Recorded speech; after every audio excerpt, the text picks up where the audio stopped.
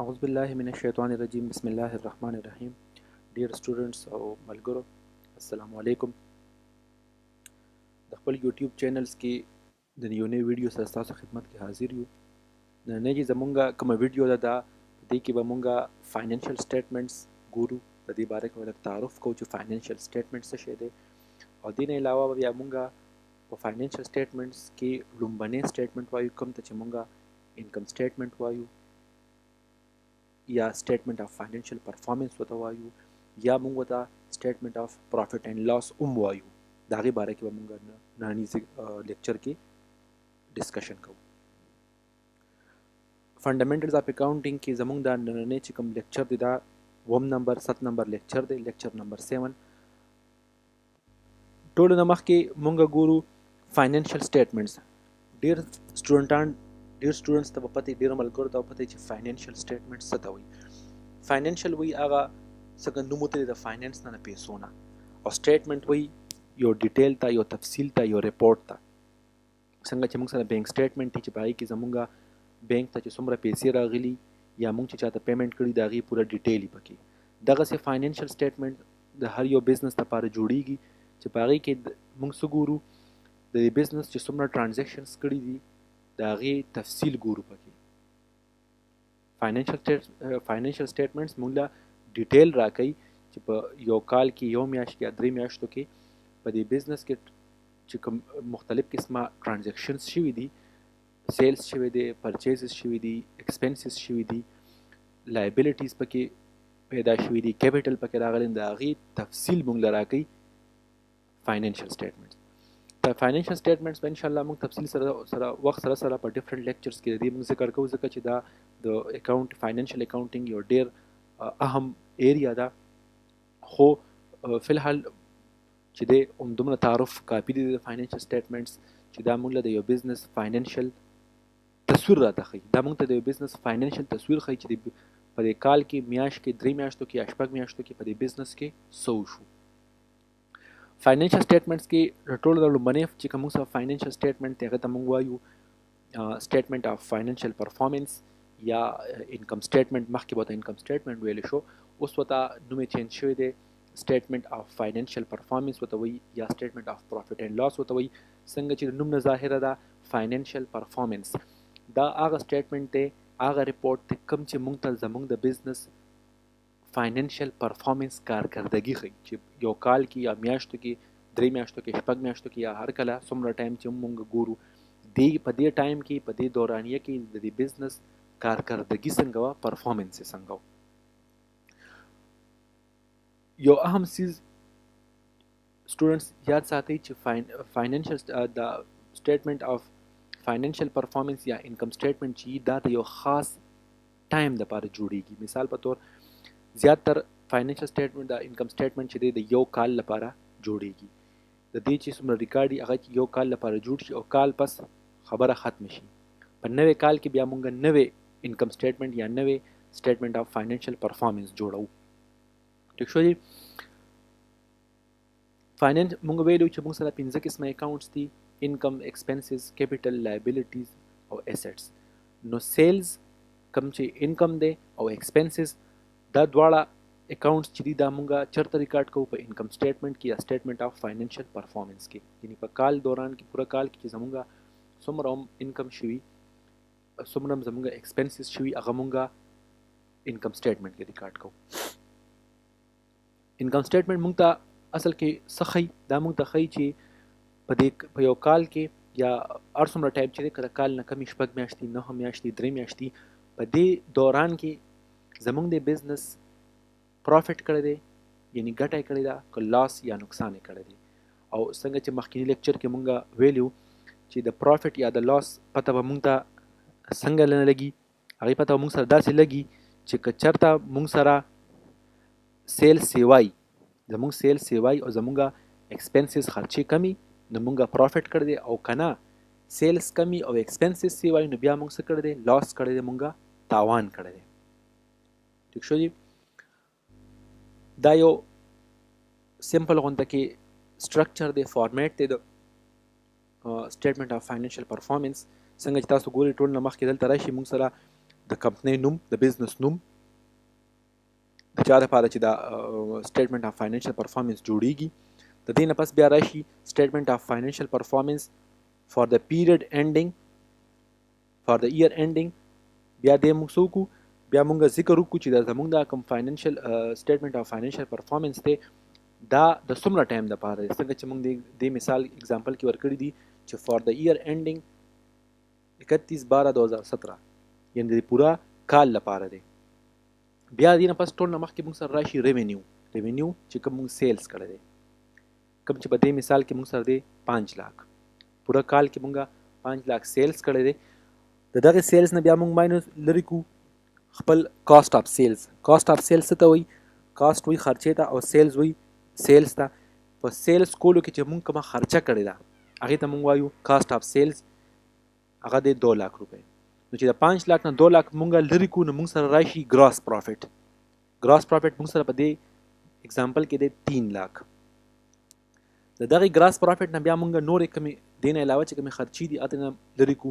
کم مثال به طور سیلینګ ایکسپنسز مونږ چې کله سیلز کوی کې چې کوم زموږ خرچې راغلي دي، مونږ کمیشن ورکړی دی یا مونږ ګاډ استعمال کړی، ترانسپورټ هم استعمال کړی دی، یا ایڈمنسټریشن کومې خرچې راغلي، تنخواګانې مونږ ورکړي دي، یا داسې نور چې کوم ایکسپنسز دي، نو هغه مونږ د ګراس پروفیټ نه ماینس لري کو. نو مونږ سره راشي پروفیټ بیفور انټرسټ اینډ ټیکس، یعنی د انټرسټ سود چې کوم د سود چې کوم مونږ پیمنټ کوو د هغې او د ټیکس نه مخکې مونږ سره څومره پروفیټ دی؟ مونږ سره دی 1,80,000. او د دې پروفیټ د دې فګر نه بیا مونږ ماینس کو خپل انټرسټ او خپل انکم ټیکس. نو مونږ سره اخر کې څه پاتې شي؟ نیټ پروفیټ یا لاس، کوم چې مونږ سره شو کوي چې زموږ په دې کال کې پروفیټ شوی دی یا لاس شوی دی. په دې اگزامپل کې مونږ سره په دې کال کې 1,50,000 پروفیټ شوی دی. نو دا موږ سره د انکم سټیټمنټ یو بنیادی یو سمپل غونډه کې سټرکچر دی. د جدا جدا بزنسز جدا جدا فارمیټ سي، خو دا یو زیاتر عمده سیزونه عمده شکل کې عمده فارمیټ کې سلک ډیټیل کې سلک کم ډیټیل کې، خو زی ورته هم دغه دوه سیزونه ریونیو یا سیلز ریونیو او ایکسپنسز. ها دینه اوس مونږ وی چې کاست اف سیلز د ریونیو نه لومبنی مونږ لري کو کاست اف سیلز. نو کاست اف سیلز څه ته وایي؟ کاست اف سیلز وایي هغه کاست ته کم چې په سیلز کولو کې زمونږه شوي دي. په دې کې څه سره راځي؟ کاست اف سیلز مونږ سره څنګه راځي؟ ټول نه مخکې مونږ وایو اوپننګ انوینټري، چې کله مونږ سره دا کال شروع کېدو نو مونږ سره انوینټري یا سټاک څومره د څومره پیسو هغه مونږ واخلو. دې سره مونږ جمع کو په دې کال کې مونږ څومره نوې سټاک یا نوې انوینټري اغوستی دی. څنګه چې مونږ 1 لک مونږ سره اوپننګ انوینټري وه او په دې کال کې مونږ 3 لک انوینټري نوره واغسته، دا دواړه شو 4 لک. او د دې نه بیا مونږ لري کو کلوزینګ انوینټري. کلوزینګ انوینټري ته مونږ ځکه لري کوو چې دا انوینټري کلوزینګ انوینټري هغه انوینټري ته وایي کوم چې لا مونږ خرڅه کړې نه ده په دې کال کې، او د کال په ختمېدو باندې هغه مونږ سره بقایا پاتې ده، هغه به مونږ په راتلونکي کال کې خرڅوو. نو کلوزینګ انوینټري مونږ ځکه د دې نه لري کو کوم چې مونږ سره اوس د 80,000. نو مونږ سره کاست اف سیلز راغی 3,20,000. د دې مثال داسې دی د 1 لک روپو مثال په تور د 1 لک روپو کتابونه مونږ سره پراتو او د 4 لک روپو کتابونه مونږ نور واغستل. نو ټوټل مونږ سره د 3 لک مونږ نور واغستل. نو ټوټل مونږ سره د 4 لک روپو کتابونه پراتو د خرڅ لپاره د سیل لپاره. خو چې کله کال ختم شو نو د 80,000 روپو کتابونه بقایا پاتې وو. مطلب څه شو؟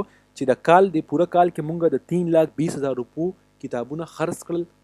نو دې ته مونږ څه وایو؟ کاست اف سیلز. دا فارموله د مونږ سره د کاست اف سیلز معلومولو.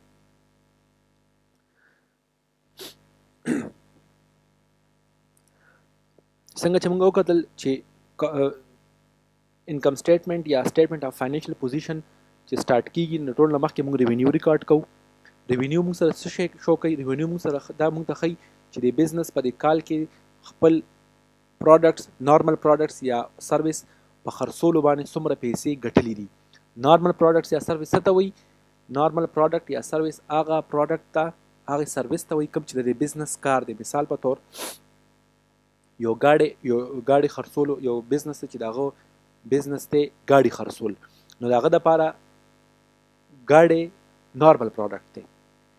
یو کتابونو والا دی چې هغه کتابونه خرڅوي، نو دغه دپاره نارمل پروډکټ څه دی؟ کتابونه خرڅول دي.